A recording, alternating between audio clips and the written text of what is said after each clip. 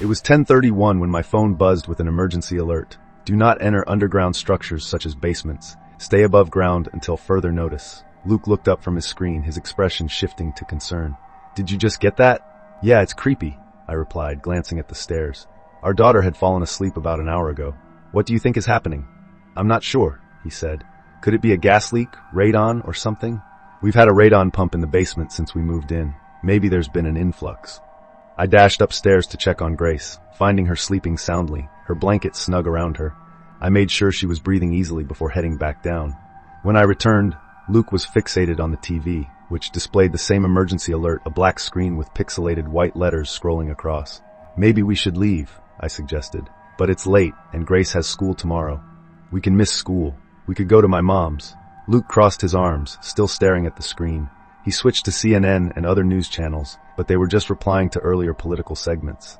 The emergency alert seemed confined to the local news. I pulled out my phone to search online but found nothing. I texted Lacey, the mother of one of Grace's friends in the next development. We had only been here since the school year started, so I didn't have many contacts. She didn't respond. I think we should go, I insisted, pulling a duffel bag from the closet. What about work? Don't you work remotely on Mondays? Yeah, but... I walked toward the basement door, finding the chain securely latched. I hurried into the kitchen, grabbed some postal tape, and began sealing the cracks beneath the door. What are you doing? If it's radon or something, I don't want it seeping into the house, I explained. They would evacuate us if that were the case. I looked up as I ripped off another piece of tape. What do you think it is then? He shrugged. Once I finished sealing the cracks, I went upstairs with the duffel bag, packing a few outfits for both of us, my laptop and some of Grace's favorite dolls. I also grabbed a cooler and filled it with leftover pasta and yogurts. Within 10 minutes, I was ready to leave. I'll load the car. Can you get Grace? I asked. Luke headed upstairs while I made my way down the driveway, burdened with bags. The night was chilly and clear, stars twinkling above. The street was eerily quiet, the tall, scraggly pines of the surrounding barrens looming overhead. I heard a dog barking in the distance. If everyone received the alert, shouldn't more people be leaving? I glanced at the house across the street. It was dark, except for the light above the garage that flickered on as I stepped outside. I opened the back hatch and tossed our things inside. Luke followed, carrying Grace, wrapped snugly in blankets. She blinked sleepily as I strapped her in, and then Luke grabbed a few more items before we pulled out of the driveway, heading toward my mom's house an hour away. Grace quickly fell back asleep. I watched her peaceful face flicker into view with the light from passing street lamps. Good, I murmured. Suddenly, my phone buzzed, and I reached for it. Emergency alert. Your phone's GPS indicates that you're leaving city limits. We do not recommend evacuating. Please return home and stay above ground. What the heck? I whispered. Luke asked. There's another alert. It says it knows we're leaving. It's tracking our GPS and telling us to stay. Luke glanced at my phone. Wait, seriously? Yeah, that data is supposed to be private, right? Isn't it? I thought so, unless there are emergency protocols that let the FBI access it or something. We fell into an uneasy silence as Luke clicked on the turn signal and switched lanes. You don't want me to turn around, do you? He asked quietly. I looked at my phone again. No, I don't. The highway was empty, not a single car in sight, which made me uneasy. Surely other people would be evacuating unless they were all obeying the second message. But who trusts the government these days? I did another Google search, but nothing came up. I refreshed the page repeatedly. Wouldn't there be information online by now? We were 5 miles out of town, and I should have felt relieved, but I didn't. I leaned against the cold glass of the window. The pine trees flashed by, slender and tilted, before giving way to a charred stretch of forest. Both sides of the highway were burned to the ground. I remembered reading that some pine cones only open in extreme heat, like during a wildfire. Fires and regrowth were part of the cycle here, an ebb and flow between death and rebirth, like a phoenix. My phone buzzed again, and my heart sank, but it wasn't another alert. It was a text from Lacey. What alert? My fingers flew across the screen. Didn't you get an emergency alert telling you to stay above ground? No, Lacey hadn't received an alert, I confirmed. Luke paused. What? What if the alerts were only sent to our phones? I asked, my voice trembling. I glanced back at Grace, still asleep, her head lulling gently with the car's movements. Luke shook his head. That's crazy. Nobody can send messages like that, just the government or something. What if it's a trap? My voice shook even more. What if the only safe place is our basement? That's just your OCD talking, he said softly but firmly. We're doing the right thing. There's something strange going on in town, like a gas leak. We got out, and that's the safest choice. I stared out at the charred pines. A few had somehow survived, standing tall and stilted in the darkness. I wondered why they were spared. Suddenly, one of them moved. What the? The The car screeched to a stop, and my body lurched forward, the seatbelt locking to keep my head from hitting the dash. "Sorry, that deer just—" His voice trailed off. We both stared at the lower legs of something illuminated by the headlights, thin and spindly. Definitely not a deer. The legs ended in twisted toes, not hooves, extending several feet up into the darkness. Silhouetted against the starry sky, I could see something tall and skeletal, crisscrossing lines of bones or sticks or something entirely else. As I stared at it, a wave of dizziness washed over me. The world seemed to tilt on its axis, and an immense pressure bore down on my head.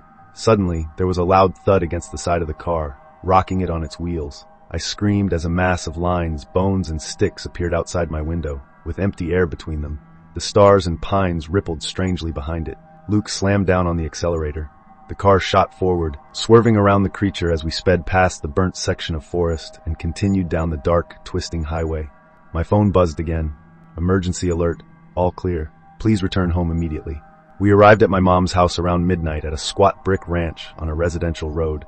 I glanced warily at the pines behind her house, towering into the sky, before picking up Grace and carrying her inside. Mom was sitting at the kitchen table, waiting for us, her fingers wrapped around a mug. The entire house smelled like that familiar mix of coffee and dust. I started for the guest bedroom, but then had a better idea. The ranch had a lower level that was half underground. It had been finished into an office, but there was a couch down there. Grace could sleep on the couch, and we would take the floor. "Where are you going?" Mom asked, standing behind me with an eyebrow raised as I undid the chain lock to the basement door. "I think we're going to sleep down there." "No, you're not. It's all dusty down there. I haven't cleaned for ages. There could even be mice." "We're sleeping down there," I insisted. "Those alerts were probably just a prank or a glitch or something. Besides, you're like an hour away now." I had only told my mom about the alerts. I didn't mention the thing in the woods. She wasn't a supernatural person and would definitely chalk it up to a trick of the light. Casper himself could be floating right in front of her, and she'd call it a trick of the light. "Oh, you're being ridiculous," she continued. "You know, this reminds me of that time you taped up the door to the attic. Remember when the exterminator found a bat up there? You were worried there were more, and that they could flatten themselves through the cracks and bite you while you were sleeping. You don't feel the bites when you're asleep." I growled back. "A lot of people have gotten rabies from bats in their houses, and they can squeeze through really tiny spaces." "My point is," she interrupted, "it's unsanitary down there." Grace was getting incredibly heavy in my arms. I glanced at Luke, who was just standing in the doorway, wide-eyed like he'd walked in on a gunfight. Then I pulled the chain lock and yanked the door open. "Kate," Mom said warningly. Halfway down the stairs, my phone buzzed in my pocket. I settled Grace on the couch and pulled it out. "Emergency alert. Your phone's GPS indicates that you have stopped in New Jersey. Disobeying an emergency alert is a federal offense. Please return home and stay above ground." I lifted my phone to show Luke, who was coming down behind me. His face looked ghastly pale in the white light. Mom was right behind him, craning her neck to read the alert too. "Oh, that's BS," she said. "It's not a federal offense. It's a state offense, and that would be an evacuation order, like for a hurricane or something." She shook her head. "You know what? This sounds like one of those scams. I got a call from someone claiming to be my grandson." "It's not a scam," Luke interrupted, without elaborating. Then he worked in silence, putting a blanket over Grace and getting her comfortable. I flicked on the light to check for mouse droppings, but didn't see any.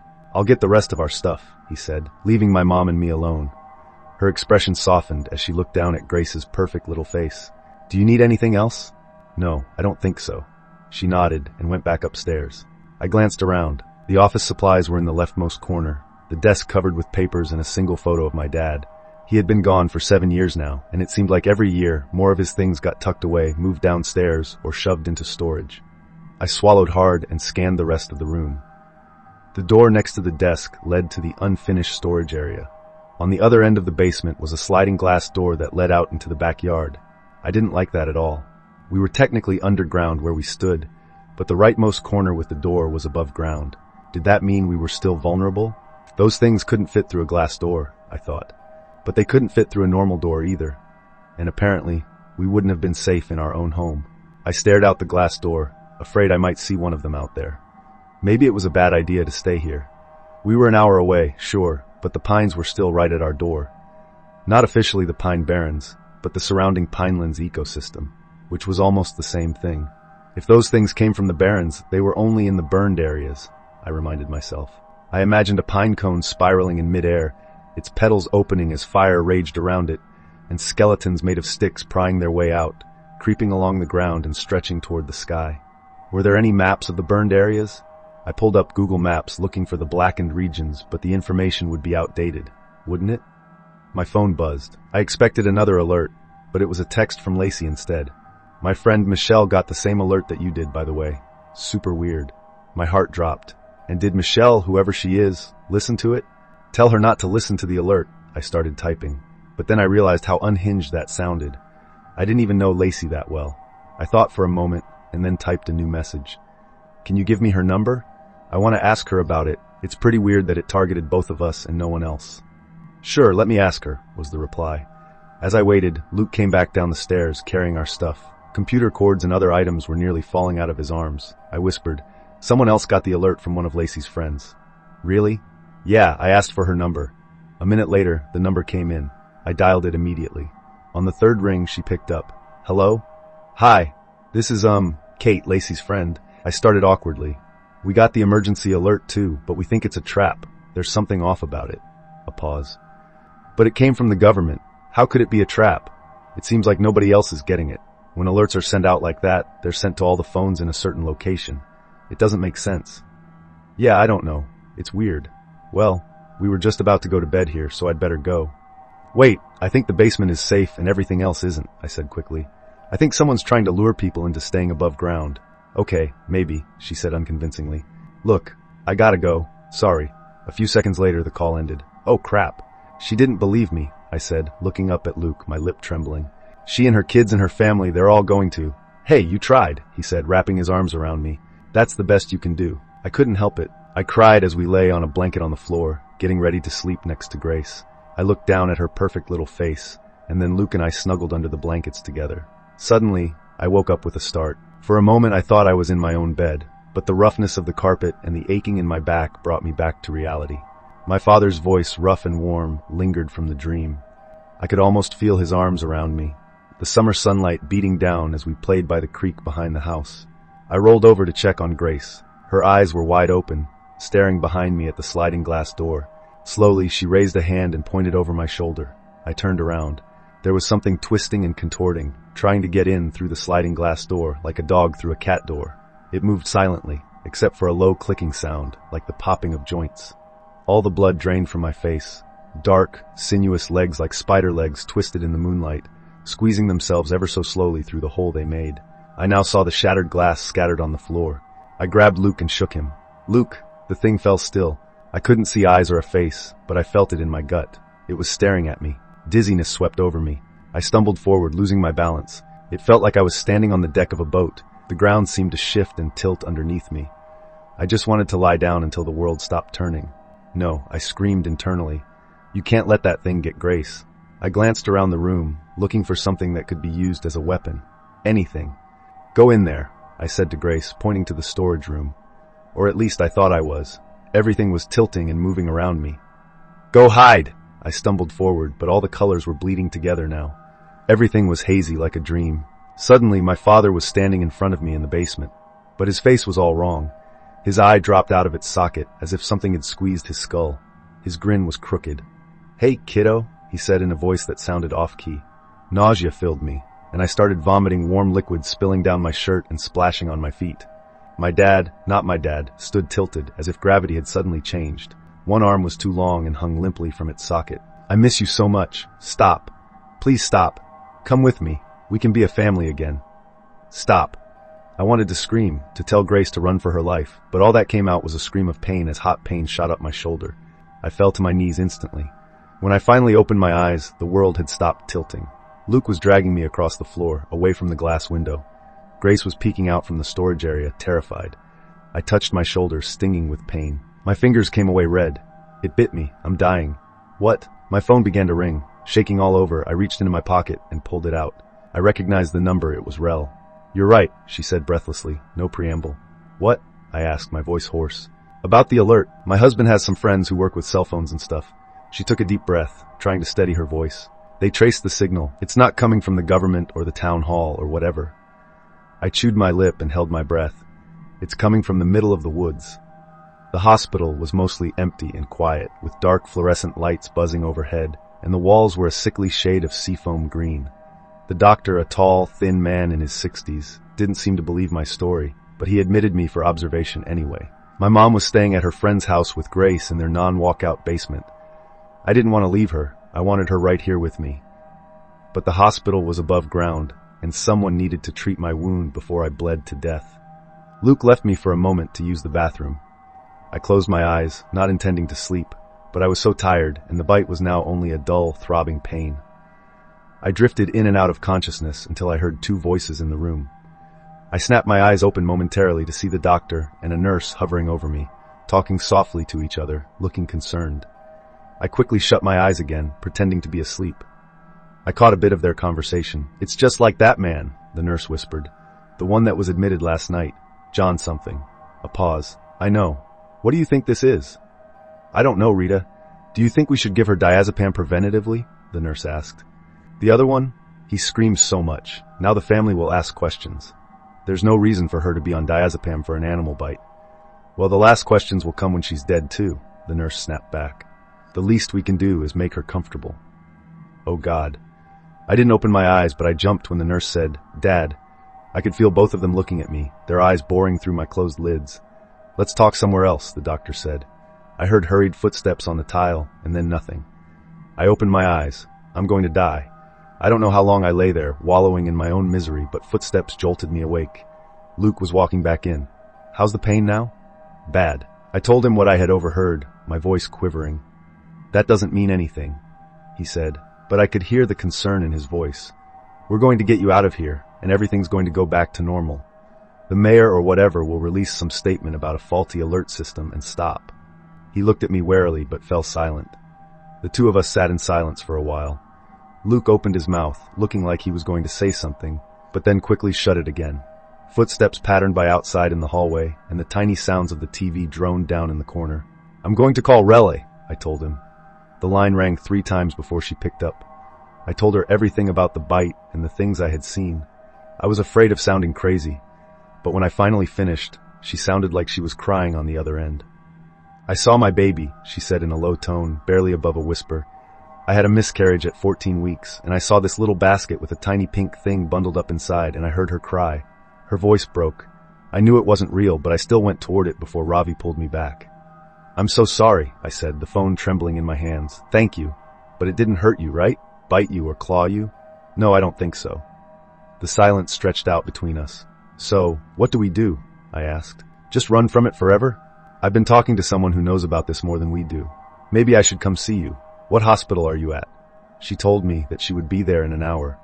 Michelle was a short, thin woman with brown skin and thick-framed glasses. She wore a t-shirt featuring some sort of video game reference and faded jeans.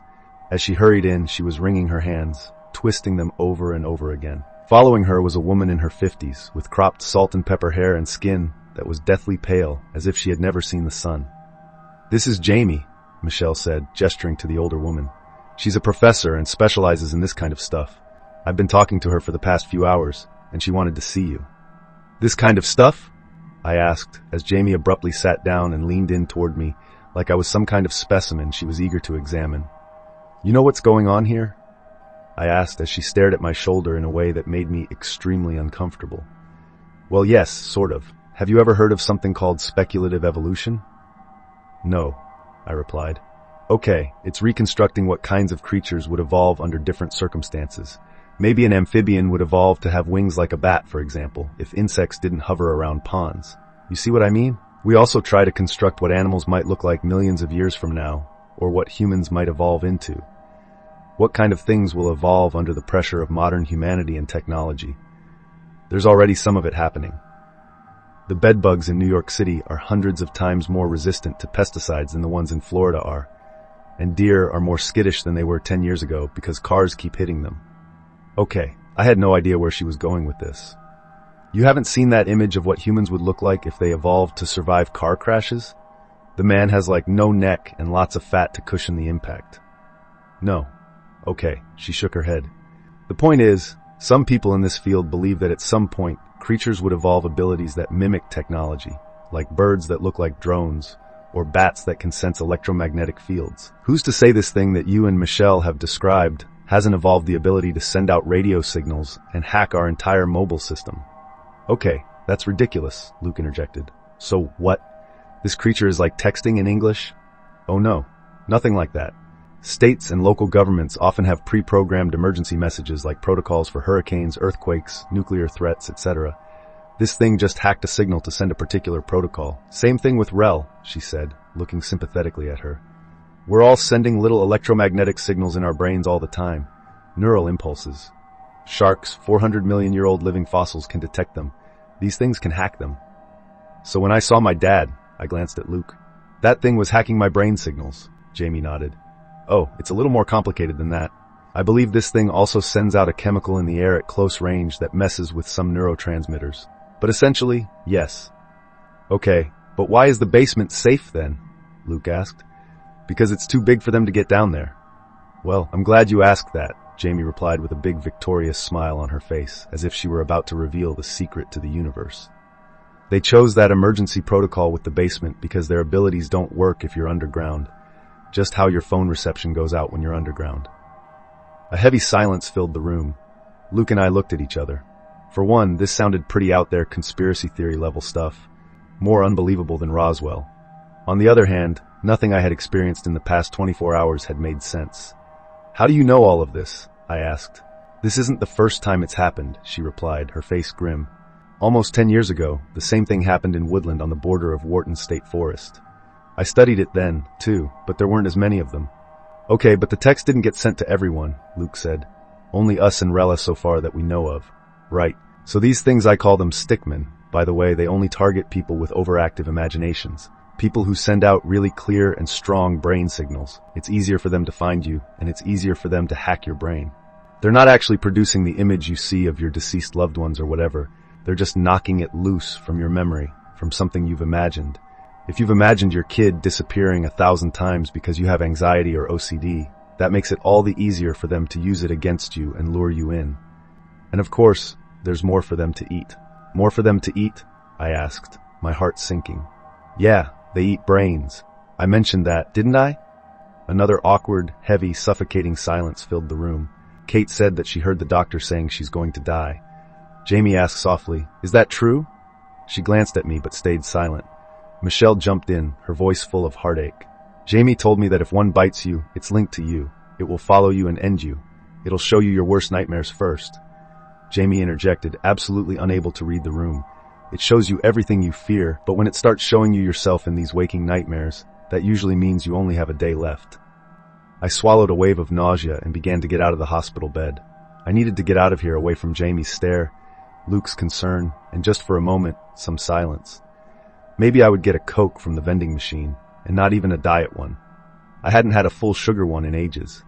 I tried to keep out the memory of my dad before me in my mom's basement. I had imagined him saying those exact words during my lowest point years ago, when a flicker of suicide showed itself in an ocean of postpartum depression. That stickman or whatever had used it against me. Another wave of nausea hit me as I pushed toward the door. "Wait," Michelle said, standing up and reaching for my arm. "I'll be right back," I snapped. I made my way down the empty hospital hallway, with beeping machines and echoing footsteps in the distance. Tears pricked my eyes, but I kept going, making a left and then a right, following the signs for the vending machines. My feet shuffled along the ground, taking me there slowly, ever so slowly. "Kate, stop." I turned to see Luke coming after me. He stopped 6 feet away, trying to give me space. "I just need a minute," I replied, my voice shaky. No, it's not that. Your mom just texted me and we have to go." "Grace." His voice broke, and my heart broke with it. "What happened?" "She fell," he said, his voice barely above a whisper. "She's not awake. They're rushing her to the hospital." "To the hospital? You mean here? They're taking her here?" I asked frantically. "They're taking her to the hospital," he repeated. Something twinged inside me. "That doesn't make sense. That's not an answer." I looked down. No. On the floor, something black, slick, and wet was on the green linoleum floor, a tendril, like a long umbilical cord, attached to Luke's foot and leading down the hallway. I felt dizzy. The world started to tilt. "Kate?" I turned around to see Luke behind me, frozen, eyes wide. I looked back. The other Luke was no longer standing there. It was me. I was staring at my own face. I wish I could say it looked different. One eye popping out, skin all blistered and pink, but it wasn't. It looked exactly like me, like looking in a mirror. I looked down. Other me was holding a pillow. She held my gaze for a second and then looked down at the floor. I followed her gaze. Grace was lying at my feet, eyes closed, hands resting neatly under her head, fast asleep. No, I recognized this intrusive thought. I knew how it ended. It's not real. It's not real. I turned and ran back down the hallway, reaching for Luke's hand, rustling behind me. I couldn't look back. I just couldn't. Luke pulled me into the room, and I followed, breathless. We have to get underground. It's here. Michelle and Jamie looked at me and then looked at the floor. For a second, I thought I was going to see my worst nightmare. But instead, I looked down to see blood dripping off my arm, seeping through my shirt, traveling in wet, silky rivulets, dripping to the floor. Jamie shot up and walked over to me. Gently, she pushed back the cloth of my shirt, exposing the wound at my shoulder. Necrotic tissue, she whispered. She shook her head sadly. It's begun. I can't die. I can't. My shoulder pulsed with pain as I continued running down the hall toward the big red exit sign. The hospital hadn't released me. Stop! Luke begged, catching up with me, but I forced myself to run faster despite the pain. I wasn't going to just sit in the hospital room and wait to die. Obviously, from what the doctor said, that's what happened to the last one. I was going to get underground. Maybe I would have to stay there forever or until they found a way to kill these things. I would not leave Grace without a mother. More than anything, I wanted to go to her, hug her, and tell her that I loved her. But maybe that thing could follow me even into the basement. I didn't think so, but I couldn't risk it. The best thing I could do was get underground in time. Grace was as safe as she could be with my mom underground. I ran toward the exit. The red sign glowed brightly in the darkness of the hallway. One of the lights flickered overhead. My bare feet slapped against the floor. The surface felt sharp. I kept running, but it didn't seem like I was getting any closer to the exit sign. What the? I glanced back, and Luke wasn't following me anymore. Nor were Rel or Jamie. The hallway extended beyond me, stretching back into the darkness indefinitely. I kept running. The exit door was open now, but still so far away. A stiff breeze blew roughly through my hair. It smelled of pine, wood, and decay. Keep running. The ground was rough under my feet, and the air was cold. The lights above me flickered wildly. The door didn't get any closer, no matter how fast I sprinted. A few leaves swirled outside in the darkness. Keep running. The lights above me flickered out, and then I wasn't in the hospital anymore. I was in the middle of the woods. Pine trees stretched up into the darkness. The sand, littered with sharp sticks and rocks, bit into the bare soles of my feet. Silence rang in my ears, except for a light fluttering sound somewhere in the darkness. No. It tricked me. I wheeled around, and I didn't see any lights or any break in the trees. How deep in the barrens am I? How long have I been running? The darkness closed in, suffocating me. I felt my pockets. No phone. No way to call for help. No way to know where I am. I sucked in a breath, ready to scream into the darkness. But that would draw the stickmen to me, wouldn't it? Or did it not matter? Did they already know where I was? I looked up at the stars, at the slices of sky poking through the pines. I tried to identify them. Is that Cassiopeia? But I didn't know anything about how to tell directions from the stars. Besides, the pines blocked out most of the sky anyway. No, wait. That's not the way to do this. I ran in here, and my legs didn't feel that sore. Even though time must have distorted, it felt like I had only been running for a minute. If I had run 10 miles into the barrens, I would have known. I just needed to figure out what direction I had come from. I wheeled around, trying to look for footprints, flattened vegetation, and any sign of where I had come from. But it was pitch dark out, and I didn't have any source of light. There was enough moonlight to see so that I didn't smack into a tree, but not enough to look for footprints in the sand. I stared at the trees, but the branches were too high and too thin to support my weight. I couldn't climb them to get a better vantage point. I ransacked my pockets again with nothing, and so I started off in a random direction. Sticks stabbed at my feet, and pebbles rolled underneath my toes. I kept walking forward, trying to maintain a straight line. The Pine Barrens cover 1,000,000 acres, but an acre wasn't that many square miles. I remembered that from somewhere. I tried to focus on doing the math. If I was in the center and I walked in a random direction, how long would it take me to get to the edge? 5 hours? 10? Maybe more than that. And of course, I had heard the stories. Even without the stickmen, the Pine Barrens were deadly enough carnivorous plants, rattlesnakes, and a way of turning people around. It was easy to get lost in the infinite pines. I thought of Grace and Luke, imagining telling her that I was gone, her crying and melting down. She needed me. Maybe years ago, at that low point in my life right after Grace had been born, I wouldn't have been quite so panicked at the thought of dying. But I was panicking now. I picked up the pace. Sticks stabbed at my feet harder. I tried to keep a straight line, but it was so hard in the dark. For all I knew, I was just walking deeper and deeper into the barrens. and then I saw it clearing. My heart soared. That must be where I came from. It was one of the burned areas. The fire had hollowed out a large clearing, lit in silver tones by the nearly full moon, no longer obscured. Some pines still stood, completely bare of needles, skeletal and black. Ash black against the pale sand beneath, the color of bone. A few pine saplings poked through the destruction, only inches tall. It was deathly silent. I'm never going to get out of here. I looked up at the blackened pines stretching up to the sky like fingers. Snap. I whirled around. Someone was standing at the edge of the trees, painted in all tones of gray from the moonlight and barely visible among them. I took off into a run, but in my panic, I tripped. It felt like I was in slow motion. The sandy, ashy ground rose up to meet me. Pain shot up my arms and my shoulders screamed in agony. Sticks scraped my cheek, more snapping. I scrambled up to see myself standing there, arms hanging limply at my sides, hair grazing my shoulders. "Let me go!" I screamed. My voice echoed and died in the forest. She stepped closer. I could hear a wet smacking sound. There was another slimy black appendage attached to her feet, controlling her like she was a puppet.